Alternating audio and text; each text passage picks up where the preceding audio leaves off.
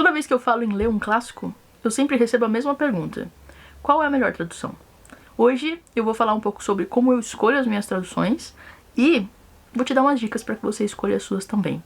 Porque nem sempre a melhor tradução segundo a crítica ou a melhor tradução segundo eu mesma é a melhor tradução para você.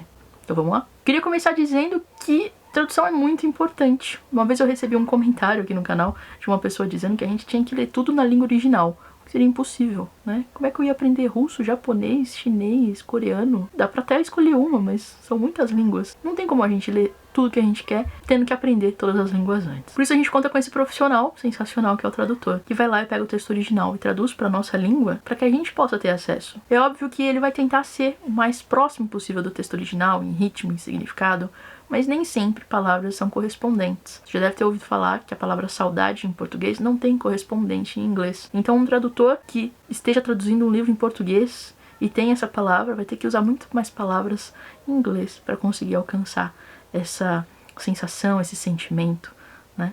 Então é um trabalho muito difícil, mas que a gente perde alguma coisa na tradução sempre. Então a gente pode também dizer que, por exemplo, agora, eu tô lendo Os Miseráveis, que foi escrito pelo Victor Hugo, mas pela perspectiva, né, pela reescrita do Frederico Ozanam. Se você quiser realmente um texto 100% fiel, aí você precisa realmente ler na língua original. Ou talvez optar por uma edição bilíngue.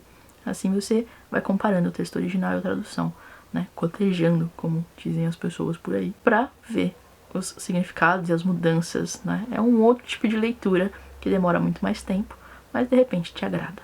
Mas agora a gente vai falar de tradução mesmo. Vamos lá. Então a primeira coisa que eu faço para escolher uma edição, uma tradução, é descobrir quais são, né, as edições disponíveis. Que editoras estão publicando esses volumes, quem são os tradutores, e pesquiso um pouquinho sobre cada uma delas. Porque não adianta nada você chegar na edição perfeita e descobrir que ela foi lançada em 1920, está esgotada há 70 anos, e você nunca vai conseguir um exemplar. Já aconteceu comigo. Não exatamente com esses dados, mas eu queria muito ler Crime e Castigo na época. Fui atrás das traduções, comparei, escolhi por fim uma edição com tradução do Rosário Fusco, e nunca encontrei o volume em boas condições, porque já tinha sido publicado há algum tempo e não tive acesso. Ou seja, não li ainda. Uma hora eu consigo. Agora já saíram novas traduções, de repente eu encontro outra que me agrade. Então eu vou usar Os Miseráveis como exemplo, porque é um que eu fiz a pesquisa há pouco tempo e ficou um pouco mais fácil. As principais edições dos Miseráveis hoje são a da Nova Fronteira, que é essa caixa aqui, né, capa dura, bem legal. A gente tem a da Companhia das Letras, que é equivalente à edição que eu estou lendo, que é dessa aqui da Kozak, Naif, né, que é do Ozanam. A gente também tem uma edição capa dura da Martin Claret e tem várias edições genéricas, vamos dizer assim, de traduções que são vendidas em e-book por R$1,99 e coisas do tipo. Isso acontece principalmente com livros clássicos, porque os livros já entraram em domínio público. Então as editoras podem publicar esse livro sem ter que pagar os direitos autorais ao autor, que já morreu. Então aqui no Brasil isso acontece 70 anos após a morte do autor. Ano que vem, por exemplo, em 2021, vai entrar em domínio público as obras do George Orwell. Então contam 70 anos da morte do autor e no ano seguinte as obras entram em domínio. Então a edição da Martin Claret tem tradução da Regina Célia de Oliveira com algumas notas de tradução. A edição da Penguin, que é igual a minha, da Kozak, a tradução é do Frederico Ozanam Pessoa de Barros e também tem notas de rodapé do tradutor com algumas explicações, mas já já eu falo mais sobre isso. A edição da Nova Fronteira tem tradução de Casimiro L.M. Fernandes, também com algumas notas de tradução, e a edição genérica que eu peguei como exemplo é da Mimética, consta lá na Amazon, essa dá uma olhadinha, em e-book, e a tradução deles diz que, né, é do Francisco Vieira. Por que eu falo diz que? Essas traduções um pouco mais genéricas e muito baratas, a gente tem que desconfiar um pouquinho, porque às vezes elas podem ser plágios. A gente também vai passar por isso já, mas não quer dizer que o livro seja ruim. De repente, se você tem acesso só a isso, talvez seja isso, né? Eu acho que uma das principais coisas prejudiciais nesse sentido é a gente deixar de ler um livro porque a gente não obteve ou não tem acesso à tradução. Nada impede que você leia ele agora nessa tradução e depois, quando você conseguir a tradução que você busca, você leia de novo, por exemplo. Depois de já ter compilado e feito a lista de todas as obras disponíveis, tradutores e todas as informações relevantes, né? De repente você prefere livro brochura, capa dura, você pode deixando tudo isso certinho até você definir qual você vai optar. A segunda parte, então, é a pesquisa. Então você vai dar uma olhada no próprio Google mesmo sobre informações de tradução do livro. Então, por exemplo, Miseráveis tradução no Brasil. Se você quer saber sobre uma tradução específica, então você pode colocar Miseráveis Regina Célia ou Miseráveis Frederico Ozanam. Você vai achar tanto notícias, né, em jornais, em revistas, sobre as traduções, quanto também, às vezes, estudos acadêmicos a respeito da tradução daquelas obras. Então você pode dar uma olhada e dar uma garimpada melhor. Uma dica que eu deixo é um blog super conhecido chamado Não Gosto de Plágio. O Não Gosto de Plágio é um blog organizado pela tradutora Denise Botman, onde a gente tem, na verdade, já uma grande base de dados sobre traduções de livros no Brasil, plágios de traduções clássicas e uma série de outras coisas. Então, sempre que você precisar de informações sobre um livro, sobre a tradução, dá uma olhada também na busca do blog, que você vai encontrar bastante informação. Também é interessante você consultar algumas referências, né? E essas referências podem ser pessoas. De repente você tem um amigo que é tradutor, ou você conhece algum tradutor e tem contato com ele, algum amigo também é bastante leitor e combina muito com as leituras com as suas. Então, de repente, essas pessoas podem te dar dicas sobre edições que você pode gostar. Então é legal também levar em consideração a opinião delas. Feito tudo isso, vamos para a comparação então. Na comparação a gente vai então reunir realmente as obras e ler um trechinho de cada uma delas. Quando essas obras já têm equivalentes, né, em e-book, é muito mais fácil, porque a gente pode só baixar a amostra do e-book. Você entra no site da Amazon com a sua conta logada, vai lá no e-book e clica no cantinho direito, tem lá embaixo do preço, né? Você desce um pouquinho a página, tá escrito assim, baixar a amostra. Mesmo que você não tenha Kindle, você pode ler um pouco no seu celular. Você não precisa comprar o e-book depois, mas você usa isso para realmente ter uma amostra do livro, uma degustação, definir qual você prefere. Depois você pode comprar o livro físico. Pode acontecer de você precisar de um livro que não tem e-book.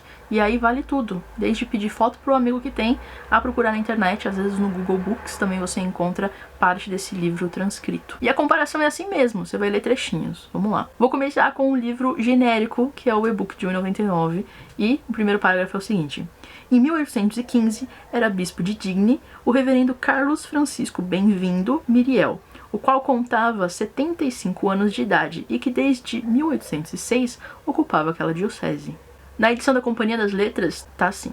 Em 1815, era bispo de Digne o Sr. Charles François Bienvenu Miriel, um velho com mais ou menos 75 anos de idade, que aí residia desde 1806. Na edição da Nova Fronteira diz o seguinte: em 1815, o Sr. Charles François Bienvenu Miriel era bispo de Digne. Este senhor, de aproximadamente 75 anos de idade, ocupava a cadeira episcopal desde 1806. E a da Martin Claret, que diz o seguinte: em 1815, o Sr. Charles François Bienvenu Miriel era bispo de Digne.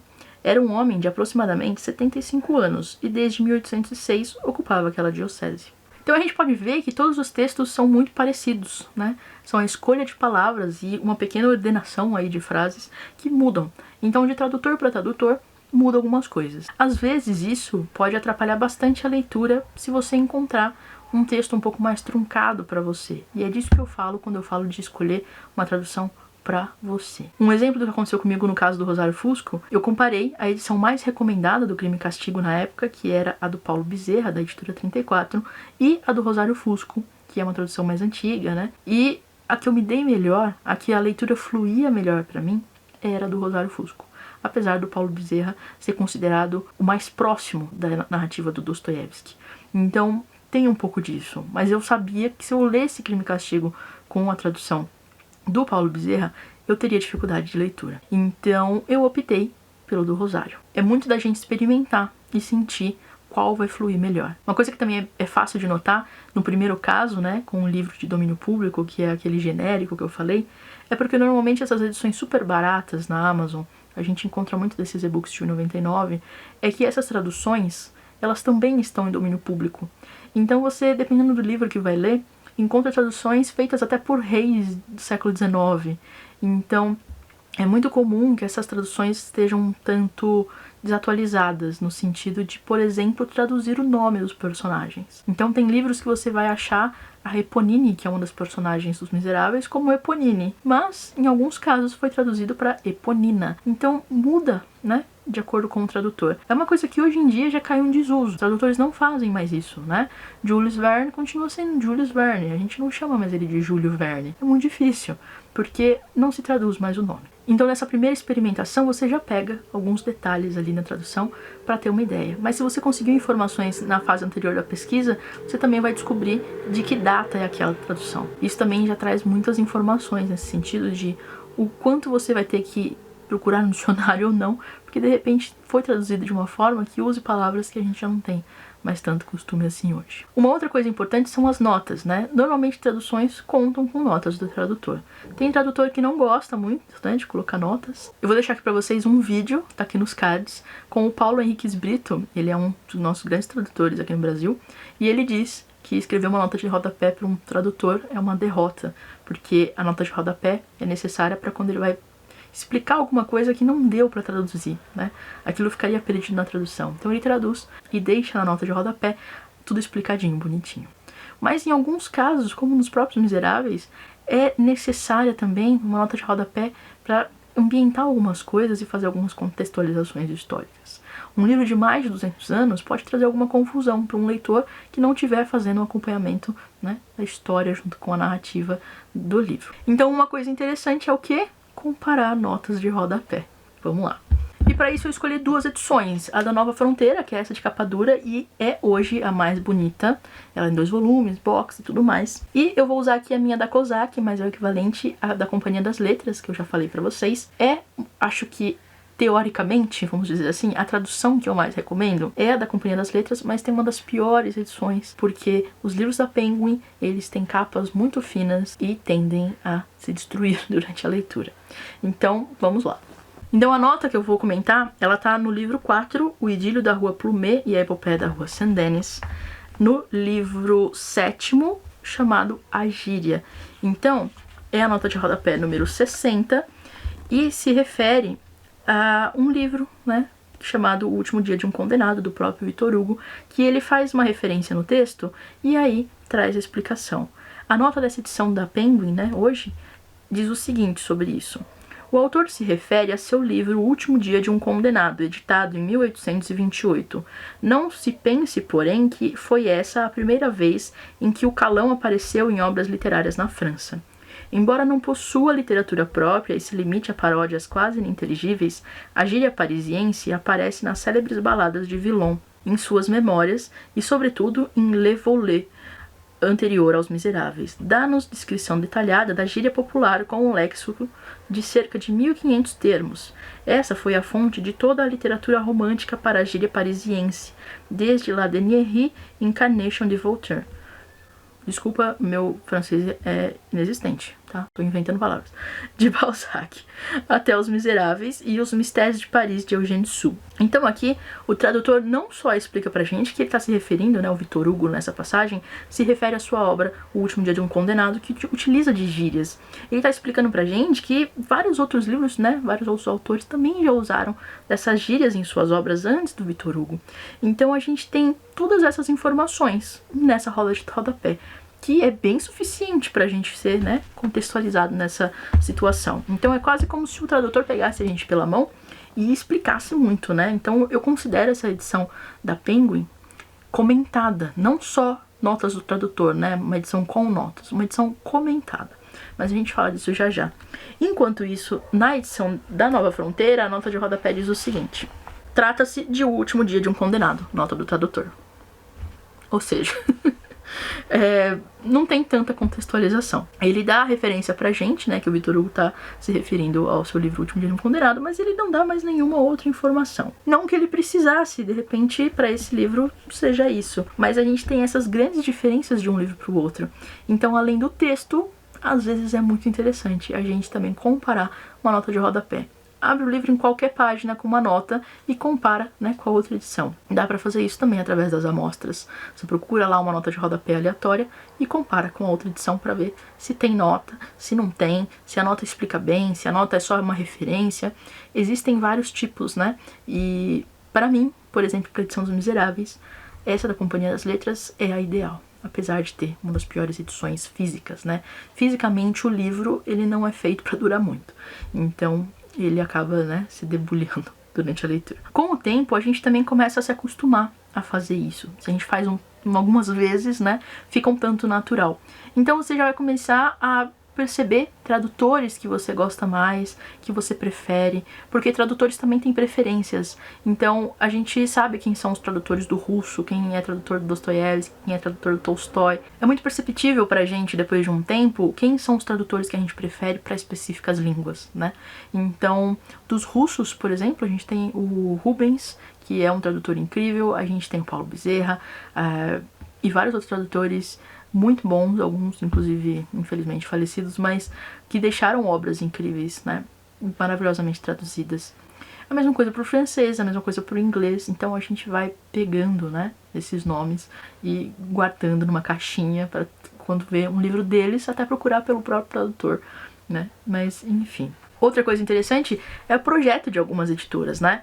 Uma dessas editoras interessantes de projeto é a Zahar, né, que tem essa coleção aqui de clássicos, que traz uma edição, então, o quê? Edição comentada e ilustrada, né, já vem até aqui na capa, então já facilita muito o nosso trabalho.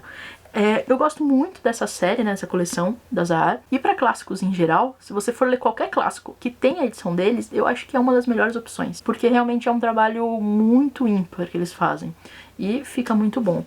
Então, esse livro aqui, né, que é o Corcunda de Notre Dame, também do Victor Hugo, tem tradução, apresentação e notas do Jorge Bastos e 50 das ilustrações originais do livro, né? Então ele é um livro bem grande e conta aqui, ó, com as notinhas de rodapé, o que facilita também, porque notas no final do capítulo, meu Deus do céu, ninguém salva. Por isso que o Kindle também facilita muito, né? O e-book, você clica na notinha e ela já aparece ali na tela, você fecha e continua a leitura. Isso é bastante confortável, né? Gosto bastante. Mas é isso, esses livros já trazem no próprio projeto da obra essa intenção, né, de ser complementar, de trazer informações, e ajuda bastante a gente nisso. Uma editora também que se preocupa bastante nesse sentido é a editora 34, que não publica só russos, né, publica de tudo um pouco. Então a gente tem aqui, por exemplo, o John Milton, né, O Paraíso Perdido. Essa edição ela é bilíngue, como eu citei lá na frente. Se você quiser muita proximidade, né, do texto, se você quiser comparar e fazer comparação durante a leitura, você opta por ele. Aqui você tem o texto original em inglês e o texto em português, né, traduzido. E também tem notas de rodapé. Então a gente tem também as notas, né? Então aqui, tradução, pós-fácil e notas de Daniel Jonas, apresentação de Harold Bloom, ilustrações de Gustave Doré. É uma das edições mais bonitas que a gente tem, né, do Paraíso Perdido aqui no Brasil, porque o Doré realmente foi, assim, a parte, não sei, não dá nem pra explicar muito bem o ser humano, mas é muito talentoso. Então, tem também essa opção, né? Então a gente também se acostuma, além de nome de tradutor, editoras e projetos gráficos e coleções como essa. Não é uma ciência exata, por isso que faz parte de humanas, né? A tradução é uma coisa muito importante para todos nós leitores, para que a gente tenha acesso a essas obras sem conhecer as línguas, né, originais. Seria ótimo se a gente conhecesse, maravilhoso. Mas hoje a gente tem até dificuldade de encontrar esses livros, né? Onde você vai comprar livros, sei lá, em turco aqui no Brasil? Não tenho ideia. São coisas muito específicas, então mesmo que a gente leia na língua original, às vezes é difícil obter o livro importado ou o e-book, porque não é bem simples, é um pouquinho difícil às vezes da gente obter acesso, por causa de direitos autorais, por causa de uma série de outras coisas. Mas a gente tem, então, nesse mercado editorial, esses profissionais que fazem esse trabalho pra gente de forma primorosa. Eu tenho lido Os Miseráveis mais nessa edição do Frederico Ozanam e tenho só elogios. Realmente, assim, o texto é ótimo, flui bastante. O que eu pude perceber em relação à Nova Fronteira é que o texto da Nova Fronteira, ele tá um pouco mais atualizado, assim, as palavras, no uso mesmo, sabe? Na linguagem, parece que é um pouco mais atualizado. Apesar de ser uma tradução também não muito recente. Eu não lembro agora se essa tradução é dos anos 70, mas a do Frederico Ozanam, por exemplo, se eu não me engano, é dos anos 50. Então essa é um pouco mais recente, realmente um pouco mais atualizada nesse sentido. Mas é isso, né? Identificar quais são os livros, pesquisar um pouco sobre os tradutores e as edições, e então comparar cada um deles para encontrar a melhor edição para você ler. Como tudo na vida é um exercício, e conforme a gente vai, né, se exercitando, vai melhorando nisso, ficando cada vez mais fácil. Mas eu espero que esse vídeo tenha te ajudado e que a partir de agora você consiga encontrar sempre que você precisar a sua edição e tradução perfeita, ok? Então é isso, me conta aí nos comentários o que você achou e a gente se vê no próximo vídeo.